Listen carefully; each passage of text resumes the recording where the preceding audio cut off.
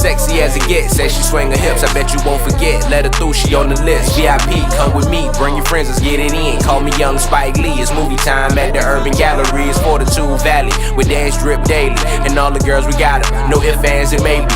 Turn up, let's get wild and crazy. Come on, which one gon' be my lady? I like them all, caramel, cinnamon, mocha, pecan tang. Hey guys, welcome to Urban Gallery Grill, or the Ugly Grill, where we dismantle and dissect topics in urban culture from couture to trends, music and entertainment where I spit straight facts and the girls share their opinions. Today we've got a special guest with us, Nick from Noonan Boys Promotions. How are you? Yeah, good. How are That's good. We're good. Thank you. So, today we're going to be talking about the murders of Tupac and Biggie's show. Cool. Big project that we're doing down here in Australia. Yeah, for sure. We've decided to showcase this show in Australia first before we take it around the globe, and yeah, it's going to be really good for the Australian, not only the Australian hip hop fans, but obviously fans into true crime and all that sort of stuff. So yeah. It's going to be big.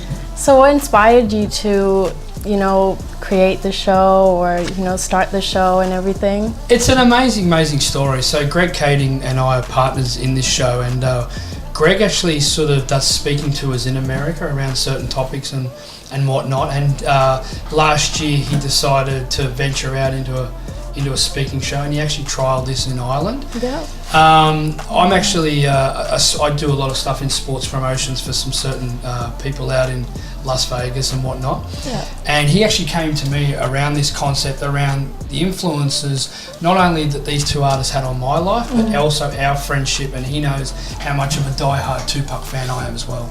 So Nick, what kind of experience can we expect at the show? This show is going to be amazing. So this show is not only around Greg Kading's investigation on these two murders, this is also a celebration of Notorious and Shakur's life. So we take people back on the night. It's sort of like a party. We can't name the DJ yet, but we've got an incredible DJ here in Australia. Yeah, It's going to do an absolute incredible set, a mad set. And that'll go for about an hour and a half. Yeah. And then obviously we obviously have music through Greg's presentation, because in order for people to sit there and watch Greg talk about these tragic deaths and whatnot, we need to go back musically to when this actually happened in 96 and 97. And a lot of people out there, whether they're 20, 35, 40, they remember certain songs like the Hit 'Em Up. They remember the songs, around that Notorious wrote, like Hypnotize. The original stuff. So obviously those songs were recorded between the periods of late 95 into 97. And obviously with that sort of stuff, that night when we go back and with proven facts, and we've got some footage and some stuff, and we show people around this, we do a music component around that. So the people will really love the music component to it, and also Greg's presentation as well. So it's really a celebration of the life. Oh, definitely. This is, and the thing is, if we look at it like, oh my God, you're going to come and find out, around the tragic deaths and that, you are. We're going to tell you what actually happened, and it's very, very sad. But also for the Wallace family and the Shakur family, their spirit will always live on. So we've got to celebrate that. So it's kind of like a remembrance type of thing. Definitely. And Greg and I were talking about some things about 3 days ago, because I was in the studio producing some certain stuff to the show, and just looking at certain times and that, I can reflect on that, and I remember when that song came out when I was 15. When you were young back I remember then, when Tupac wrote Hit 'Em Up. I remember when Biggie brought out Hypnotize and Long Kiss Goodnight and that sort of stuff. So for those people that are in their mid-30s and 40s. I still jam that with my mom today. Yeah, exactly. We'll go back to that. And the other good thing is around the question and answer. So we're going to do a question and answer in this show. And the question and answer is purely for the audience to throw some questions at Greg. And if they want to throw a few questions at me, they can, but purely around Greg and what his life has been like when he investigated these two murders. Yeah, can you give us a bit of a background on who Greg Kading is? So Greg Kading is formerly an LAPD detective who worked in Robbery Homicide Division in Los Angeles Department. It's crazy how he started investigating into this case because he knew nothing about the culture. He knew nothing about who these two individuals were. He was working for the Los Angeles Police Department in obviously homicide. and he actually got given the case of the Notorious B.I.G. murder case, and that's how he become involved in it. You know? Wow. It's an It'd amazing. be great to like hear what he has to say. on Yeah. that. And it's funny with him because he listens to and he doesn't like me saying this. He listens to sort of rock sort of music. So urban hip hop. Although he worked, it's funny. Although he worked a hell of a lot in Los Angeles and dealt with a lot of these individuals from this culture, especially South Central and that. It's not his music and his genre. But one thing he's very, very passionate about is obviously, he's there to solve a murder case. Let's take the emotion out of it. If it was the two biggest rappers in the country, he's there to solve a case not only for the fans, but for Violetta, who lost her son, and obviously Afeni Shakur, that lost her son as well. So he purely looked at it as these are someone's family members and their sons, and he did a terrific job in that. Yeah, which would have been really good to get like an unbiased like point of view on like just strictly just focusing on the case. Yeah, exactly. Because in America we have, or they have, sorry, because I'm Australian, but we spend a lot of time there. They have hip hop police. Okay, so in New York they have hip hop police and LA police. And Greg didn't know anything about hip hop when he took this case. No background whatsoever. Okay, so Nick, how do you think like hip hop has changed from the era of Tupac and Biggie and like to today's like generation? You know what I mean? Very, very, very good question. It's branched out massively globally due to certain of these two icons, but definitely it's changed a hell of a lot, and there's different styles of rap now. Different styles of hip hop. There's different styles of R&B.